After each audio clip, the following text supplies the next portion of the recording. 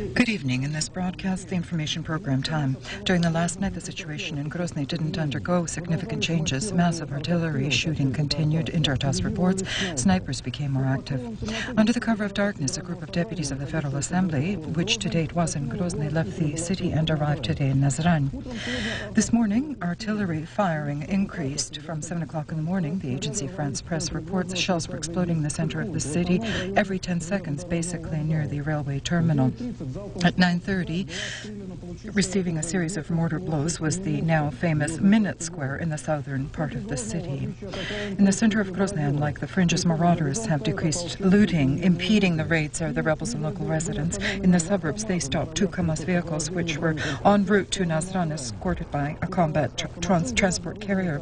In the cargo compartments of the vehicles, computers, televisions, and women's garments and other property were found. Military servicemen escorting this cargo were taking it to Grozny.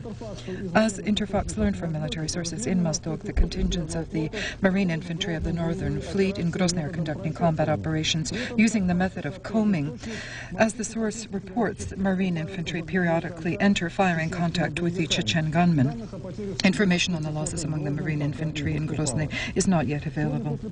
Today after midday, the presidential palace was approached by a group of rebels from the south, numbering around 30 people with ammunition and food. According to the rebels, they intend to stand to the end. There was an active exchange of gunfire during the day today at the central marketplace of Grozny, from where, according to the rebels' confirmations, Russian Marine Infantry are emerging into an onslaught. In Samara, to the hospital of the Volga military district from Chechnya, injured soldiers and officers continue to be brought in. Today there are 129 of them. Half of them are in critical condition. Doctors, nurses, and orderlies treat the injured like their own sons. Incidentally, it's difficult to imagine a different attitude to these 20-year-old boys. To save them, the latest treatment and diagnostic apparatus is being used and the best medications. Fortunately, the military medics were ready in advance to receive the injured. According to the head of the hospital, Vladimir Molokov, basically they have to deal with shrapnel injuries. There are many of those who have suffered from targeted sniper shots. During these days, the hospital is not only the epicenter of pain and suffering, but of mercy as well. The Samaritans bring gifts to the injured. Various firms and companies are transferring money to the hospital's account. We just received a report from our special correspondents who are in Grozny. During the 2 days of the ceaseless storming in Grozny, everything has been destroyed, which still could have been destroyed. And to the sites of combat operations, in an endless stream, combat transporting planes fly in. Trucks with troops and ammunition and fuel flow through in. Under intense artillery fire in the city, many peaceful citizens remain, and basically they are Russians abandoned to the will of fate by the government. In villages and cities of Chechnya, among the population, tension grows. At the press conference in Nazran, a group of Russian deputies announced their own plan to cease fire, which, in their opinion, would be acceptable for both sides. Sergei Kovalev feels that the bloodshed can still be stopped, but for this, the firm resolve of the Russian public is needed. According to information from the frontal group of the press service of the government of Russia, the truce declared by the leadership of the government of Russia was used by the rebels not only to amass and regroup their forces and means, but also for propaganda work among the population. In the statement, it's emphasized that Dudaev, in essence, has lost control over the actions of the unlawful armed formations. Resistance to the federal forces in Grozny is provided by scattered groups of gunmen who prefer to fight during the night hours, and during the day they hide in basements. The imprisoned gunmen confirm information about the presence among unlawful formations of mercenaries from Afghanistan, Latvia, and other countries. Among them, there is a minimum of 20 women snipers. Employees of the military counterintelligence, after receiving information that the gunmen had mined several plants within the city of Grozny, they're conducting clarifying work among the security services at those companies with the aims of preventing explosions. Currently, in the Northern Caucasus, there are members of a UN mission headed by the representative of the High Commissioner of the UN on Refugee Affairs in Russia, Juan Amunategi. The aim of their arrival in the region is to become acquainted with the situation and to organize delivery of humanitarian aid to refugees from Chechnya who are on the territories of Northern Ossetia, Ingushetia, and Dagestan. As Intertas reports, it's expected that a humanitarian cargo with foods, medications, and clothing will arrive in the Vladikavkaz airport on the 14th of January. To the city Khasavjurt and also northern regions of Dagestan neighboring with Chechnya, refugees are arriving. Today, officially, there are 30,000 registered here. The population of the Khasavjurt area has increased by 1/3. Basically, these are women and children, left without roofs over their heads, having lost all their possessions. They find refuge in Dagestan. By mountain tradition, their tragedy is shared by close relatives. So, in certain local family homes, several tens of people have found shelter. The regional and local administrations house many of them in nurseries and schools. This is one of the stations of aid to refugees in the village Asmanyurt. Such villages, which are populated for centuries by Dagestani Chechens for many centuries, are many in the area. Residents are doing everything to alleviate the difficulties of those who have lost their homelands, and there is little humanitarian aid. It's issued basically to those registered as refugees, and the norms of rations are reminiscent of the tickets during the Second World War. The Republic is in dire need itself, but even in these circumstances, from various areas of Khasavjurt to aid the refugees, 85 tons of food has arrived, 70 tons from the Republican Committee on Emergency Situations. International organizations are also helping, the Red Cross and the Islamic Committee of Salvation. The State Duma formed a commission today to inquire into the reasons and circumstances which led to the crisis in the Chechen Republic. It includes 11 parliamentarians, representatives of all Duma factions, and some deputy groups. The commission has been headed by the chairman of the Duma Committee on Security, Viktor Ilyukhin. Lacking sufficient constitutional power so as to truly influence events in Chechnya, members of the lower chambers seem to be spending more of their energy on interfactional tussles and their mutual relations with the press. And debates at times are so hot in the auditorium that today, by Ivan Rybkin's proposal, in the chamber an institute of Duma decorum was established. From now on, the behavior of the deputies in the sessions auditorium will be under control. For the Committee on Organizing Duma's Work and Managing Affairs, I ask you to select highly moral, physically developed, intelligent, sound, serious people for this work. And now what regards Chechnya. The declined draft law submitted by the faction Russia's Choice to ban combat operations conducted by the armed forces of the country on the territory of the Federation. They've declined also the proposal to address Jahardaev by letter to ceasefire, relinquish weapons, and hold dialogues to exchange prisoners of war. The Russian Parliament will provide material aid to the families of soldiers and officers who died in the Chechen crisis. A commission of the lower chamber was formed to examine reasons and circumstances which led to the crisis in Chechnya.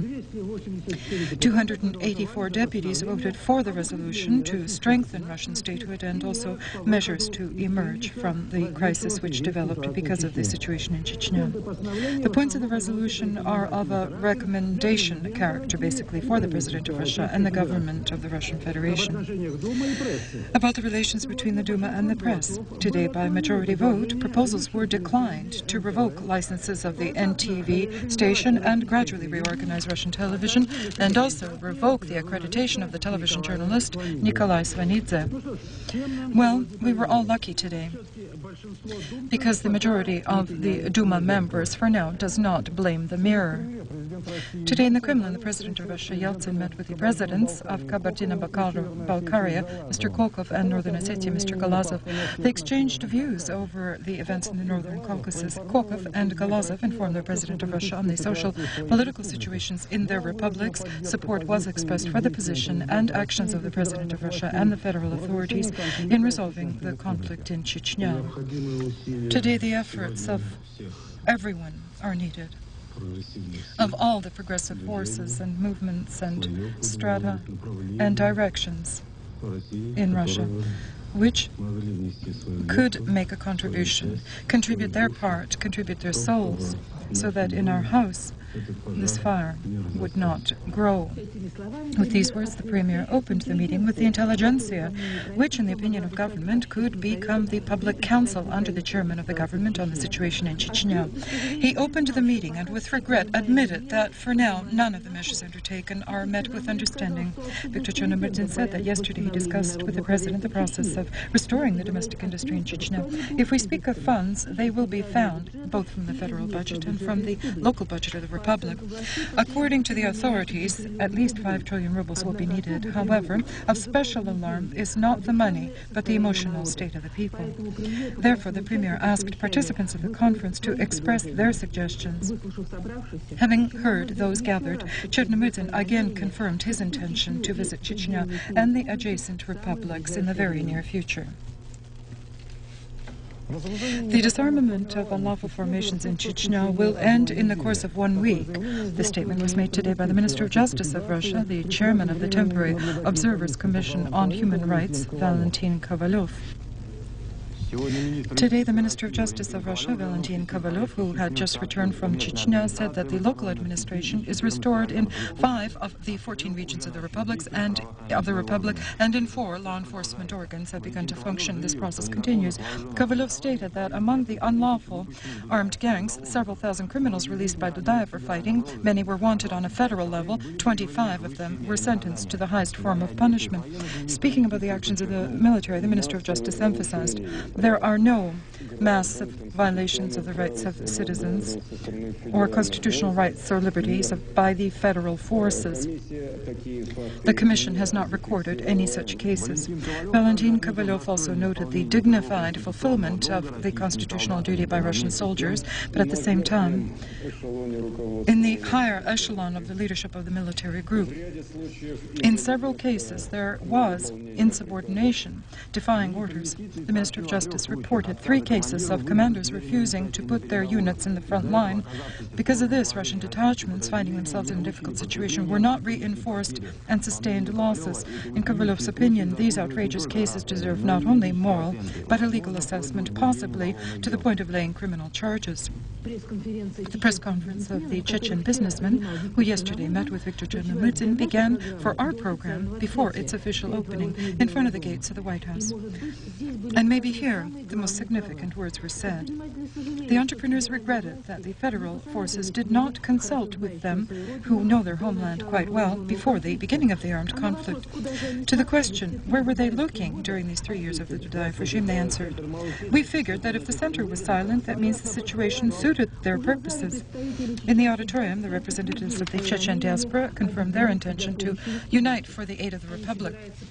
They will seek specialists and possibly even direct investments to restore the sectors of the economy which are within their fields. Each of those present has close ties with the Republic and is prepared to facilitate to end the conflict, especially its spread to the rural areas.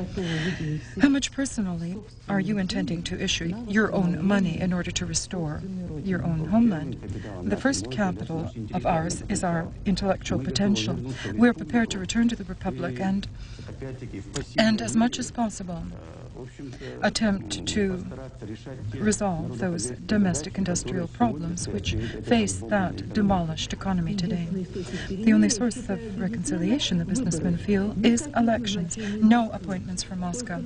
Only the people can choose those who know where to begin and with what to end.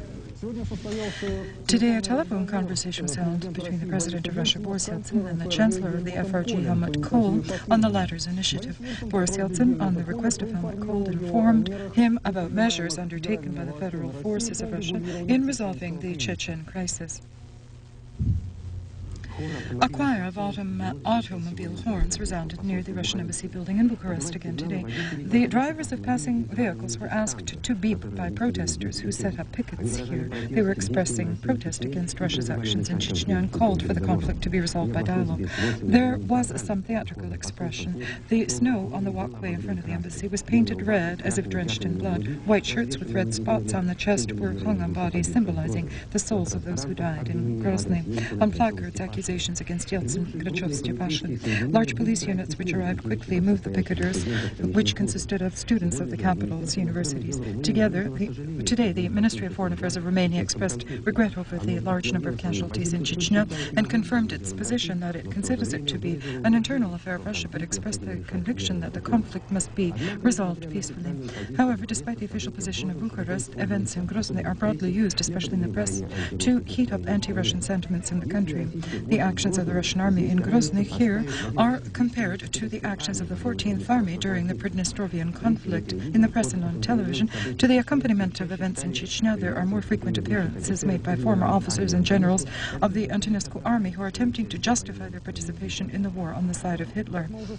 As we have already reported recently in Chechnya, a correspondent of the Moscow bureau of the magazine Stern died, Johann Pist, a report from our personal correspondents in Bonn.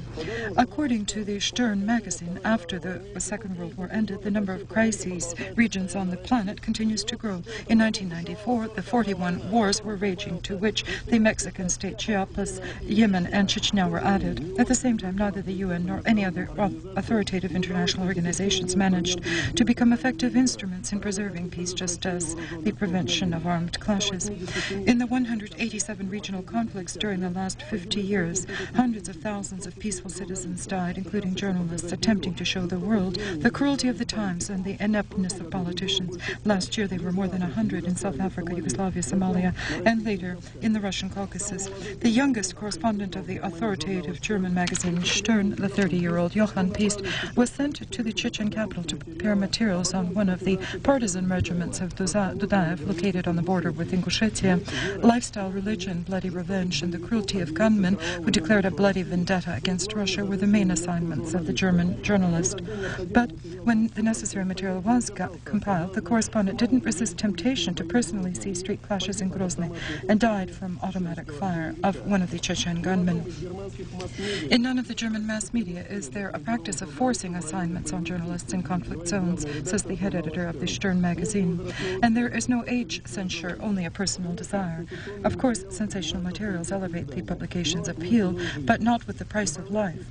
Journalists on their way to hot points act at their own risk, and in the event of their deaths, their families do not receive, as was customarily thought in our country, multi-millions in insurance. Lithuania today celebrates the Day of the Memory of the Defenders of Liberty, the 4th anniversary of the tragic events in Vilnius. In the memorable areas of the Lithuanian capital on Independence Square near the television tower and the television radio building, fires were lit. Mournful music was heard at the traditional night concert in the Church of St. Jonas. Today, at the session of the Sejm, which was dedicated to the tragic date, those were awarded who helped the Republic to stand for its right to be a free and independent state. A triumphant mournful mass in the Vilnius Archcathedral, flower-laying ceremonies at the tomb of the 14 who died that winter's night at the Tolkalnosk Cemetery. The leader of the National Liberation Front of Georgia, Tengiz Katilani, who a few days ago loudly announced his intention to take back Abkhazia by war, today began to fulfill his promise. Since morning in the center of Tbilisi on the lawn of the National Liberation Front building, several hundreds of armed volunteers gathered. They are mostly refugees from Abkhazia. After briefly convening, convoys with 15 buses moved toward western Georgia to the city Tsinaki. As one of the organizers of this action feels, the dialogues which were underway entered stalemate. Therefore, Georgia reserves its right, through all methods, to fight for the restoration of its territorial wholeness of Georgia.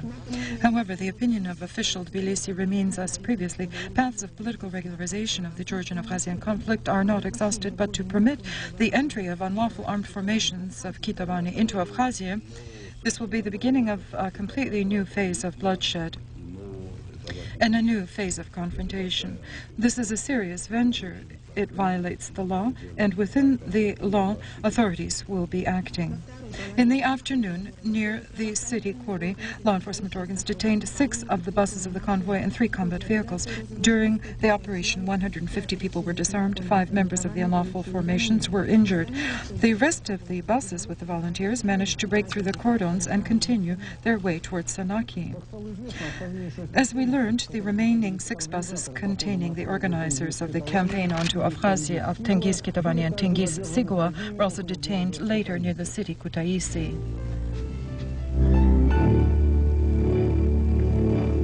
In trading today at the Moscow Interbank Currency Exchange, the rate of the dollar stood at the level of 3,776 rubles per $1, which is 19 rubles higher than yesterday's indicator. The Prosecutor General of Russia opened a criminal case in connection with the decline of the rate of the ruble at the currency exchange the 11th of October last year, according to the criminal statutes on sabotage. On that day, the rate of the ruble against the American dollar fell by more than 25%. As Interfox was told today in the Center of Information and Public Contacts of the Prosecutor General of Russia, the preliminary inquiry established that the central bank had the required powers through which it had the opportunity to prevent the slide of the rate of the ruble. The investigation of this case is assigned to the Investigative Department of the Federal Service of Counterintelligence. Today, the Board of Directors of the Savings Bank of Russia told our television agency that a decision was made from the 1st of February to increase the interest accumulation on deposits of the population on various types of current accounts. The interest-bearing levels will be increased from 90% to 140% a year, depending on the sum and term of the deposit. Specifically, on current deposits in the sum of more than 100,000 rubles deposited for a period of 3 months, the interest will increase by almost 2 times and will be 90% per annum. On children's personal accounts, interest-bearing rates will be increased from 120 to 160% annually. An indefinite strike was begun today by the miners of Karaganda and Kibastuze. The reason is massive non-payment for coal.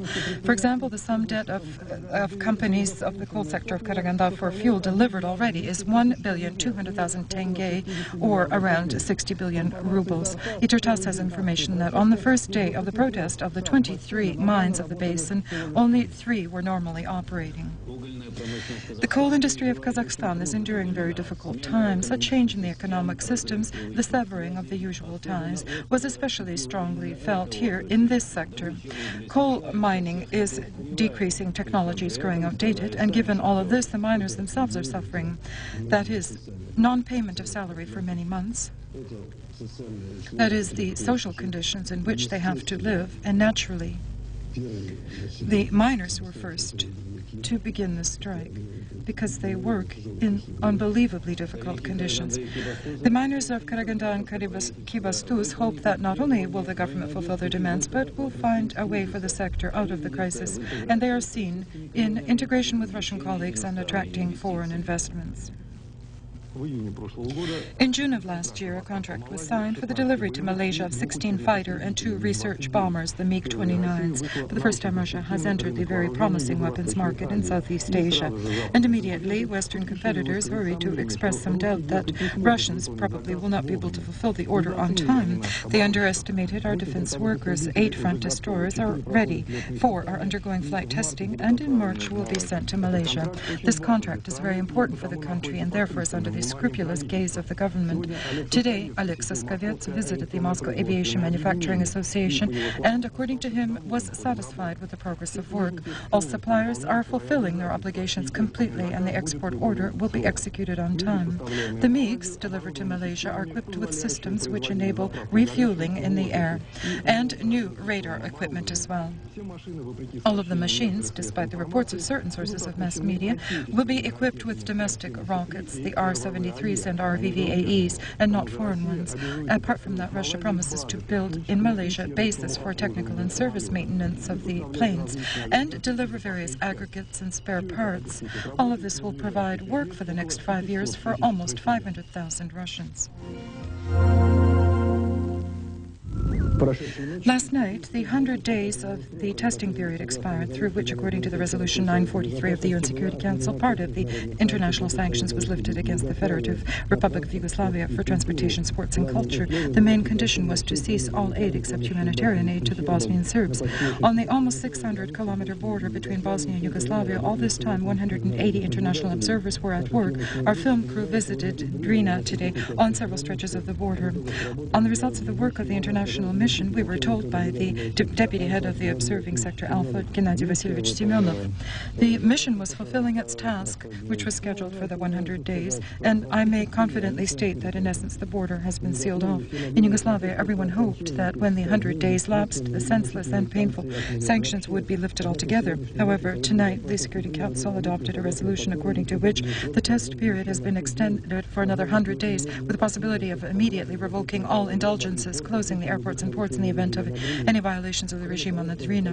Also, on the insistence of the American delegation, included in the text of the resolution was the mildly speaking provocational point that now all humanitarian cargoes from Yugoslavia to the Serb and Serb Krajina republics may pass there only with the permission of the Muslim and Croat authorities. Despite the statement of the Russian diplomats that this careless demand will nullify all the humanitarian work in Bosnia-Herzegovina and undermine the ceasefire, the resolution was adopted after all. The Russian representative abstained because in the event that the veto right would be used, the entire resolution would not pass to continue alleviating sanctions even with this test period extension. Visiting the Philippines, the Pope of Rome, John Paul II, met today with the president of the country, Fidel Ramos. During a brief discussion, they touched on questions of mutual interest, including problems of world population and development. The head of the Roman Catholic Church is on his planned Asian tour. During the 11 days, apart from the Philippines, he plans to visit Papua New Guinea, Australia, and Sri Lanka. The president of Italy, Scalfaro, assigned the forming of a new national government to the prominent minister Lamberto Dini. In the previous cabinet of Silvio Berlusconi, Dini was the treasury minister. Today in London, a Volkswagen passenger car at very high speeds crashed into the gates of the residence of the Queen of Great Britain, Elizabeth II, the Buckingham Palace, and brought down one side of the gate. The police detained the driver. He was a young British citizen who, in essence, didn't sustain any injuries from the impact and are questioning him. Representatives of law enforcement organs feel that this incident was not premeditated. Today, on the Day of Russian Press, the President of Russia, Boris Yeltsin, signed a federal law adopted by the State Duma the 15th of December on the manner of reporting on the performance and operations of the organs of state power in the state sources of mass media.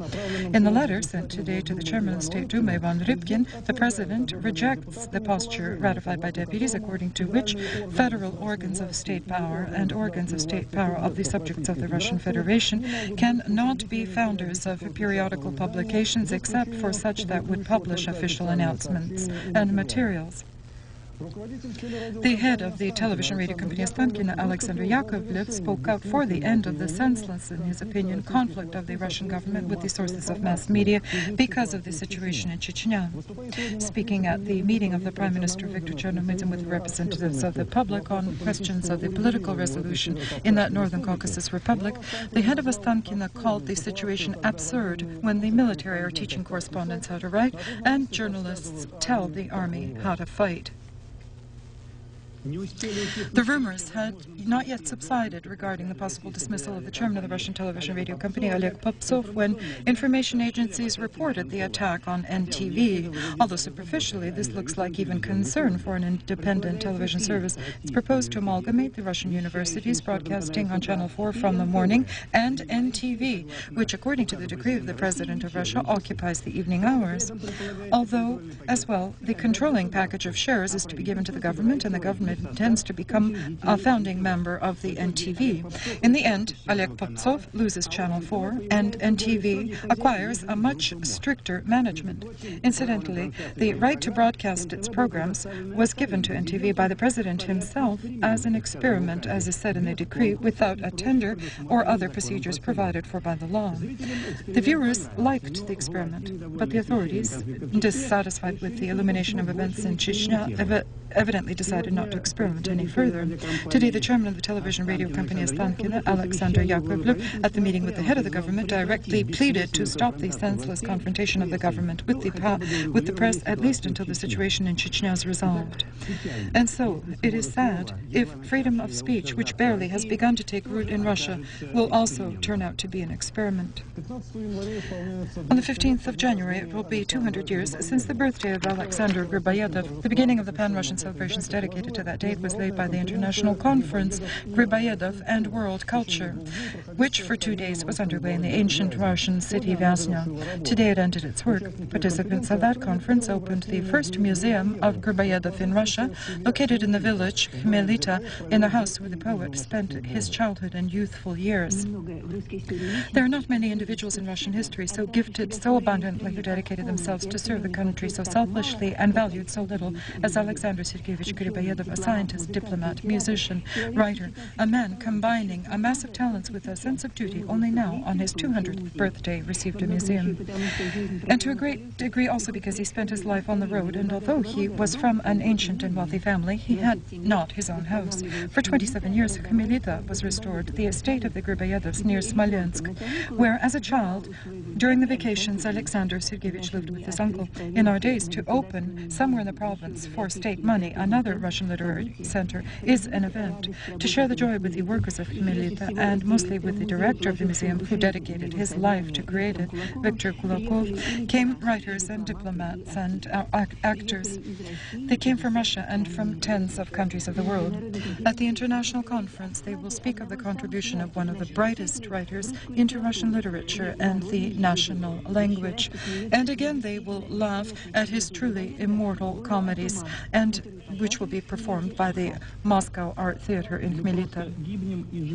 We simply perish and live, a cycle of poems of Timur Kibirov with such an relevant title, the title used for the fund of the support for literature of the magazine Znamya.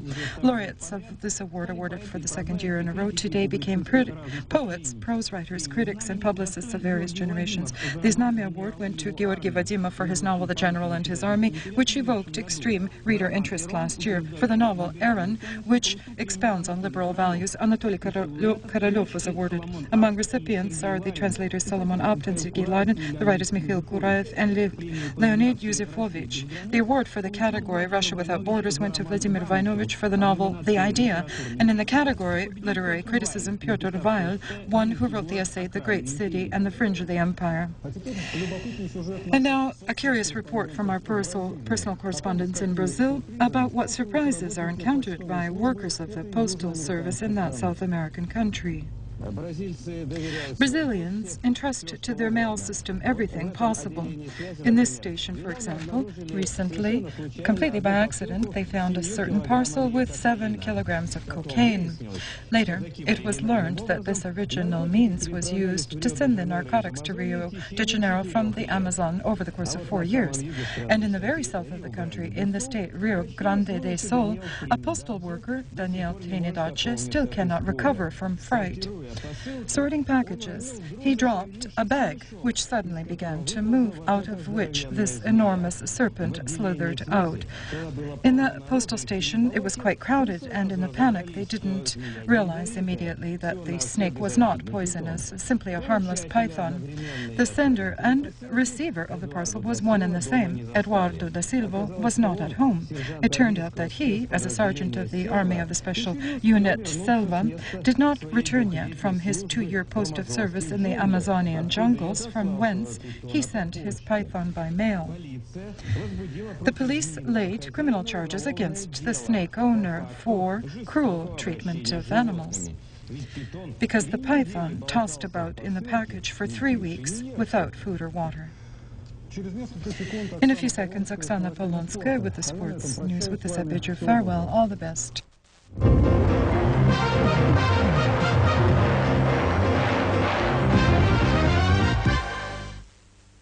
Good evening. Briefly about the basic sports events of the day. Today in the tournament of the International Hockey League, the matches of the regular tournament. In the Eastern Zone, Omsk Avangard beat the Metallurgist from Magnitogorsk 2-1. Salavat Yulev lost to the leader of the zone, the Talatier Lauda, 0-1. In the Western Zone, Spartak lost to Kristal from Elektrostal 0-2. The Lithuanian Arvydas Sabonis was recognized as Basketball Player of the Year, according to the traditional poll taken by the magazine FIBA Basketball. I'll remind you, the 30-year-old Sabonis plays for the Madrid Real team. At the European Basketball Championships among the men's teams, matches in the semifinals were held. You see fragments of Gruyere-Backler, which ended with a score of 87-80. And in Group A, the Portuguese Benfica beat the Army team with a score 102-80, and now the Army team is in 4th place in the group. Among the women, the Army team lost to the Spanish Durna 61-68, but is still in the leadership in the group. Itatas Sports reports that finally the confusion over the transfer of the Brazilian Romario ended. The best soccer player of the World Championships 1994 from Barcelona to the Flamengo club Rio de Janeiro. Today Romario should arrive in Brazil, and the delay with the transfer of money from the Spanish club was because of bank formalities. The rally, Paris-Grenada-Dakar, has moved from the savannah to the jungle. The 12th level of a length of 630 kilometers goes from Senegal to Guinea through the jungles of equatorial Africa. In the prototype class, as previously, Pierre Lartigue leads on the Citroën, and also the leader in the overall account is the Kamaz of Victor Moskovski. Completely unclear is the motorcyclists' ratings, details that the 2300-hour report on channel Ostankino. Incidentally, all reports of the rally are with the sound of the voice of our colleague Anatoly Malevin, who upon the results of the last year, was named by the State Committee on Physical Culture and Tourism as one of the best sports journalists of the year. Among the laureates also is the correspondent Evgeny Lepetuhin. We sincerely congratulate our colleagues. These were the basic news of sports. Goodbye.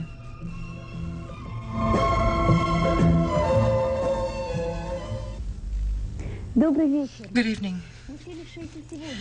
The cold which increased in the European part of Russia today, during the day Saturday, will begin to weaken. The reason for that is another cyclone which is moving from the Atlantic to the Barents Sea. Therefore, in the Murmansk district, tomorrow, snows and blizzards will begin with very strong winds up to 20 meters per second.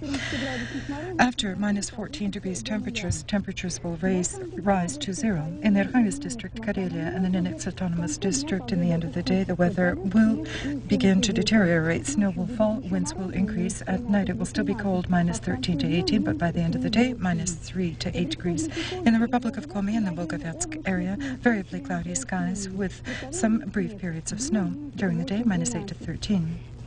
In the northwestern area and in the Baltic countries, it's mostly cloudy skies with some isolated precipitation, temperatures from minus 1 to minus 6. Over Belarus, Ukraine, and Moldova, an area of high pressure is forming, expected as partly cloudy skies with some possible light snow, temperatures minus 1 to 6. In the central and central Chernozem area over the central Volga, it will still be cloudy weather with some isolated periods of snow during the night and day, minus 2 to 7. Over the central Volga, minus 9 to 14. In the Rostov district, over the lower Volga and the Stavropol and Krasnodar Rim area, and also in Ossetia, Ingushetia, the Chechen and Dagestani republics, inclement weather with wet snow and rain in the mountains. There is a danger of snowslide. Temperatures 0 plus 4. On the Black Sea coast, there will be some brief rain and warm, plus 5 to 10 degrees. Beyond the Caucasus, in an area of high pressure, partly cloudy skies without much precipitation, temperatures plus 5 to 10 degrees, in Armenia around 0. In St. Petersburg, variably cloudy skies without significant precipitation. Winds are southerly 5 to 10 meters per second. At night, minus 3 to 5. During the day, minus 1 to 3. In Moscow, cloudy with some light snow. Winds are weak. At night, minus 5 to 7. During the day, minus 2 to 4. This is the prognosis of the Oceanic Meteorological Center of Russia. Happy Old Calendar New Year.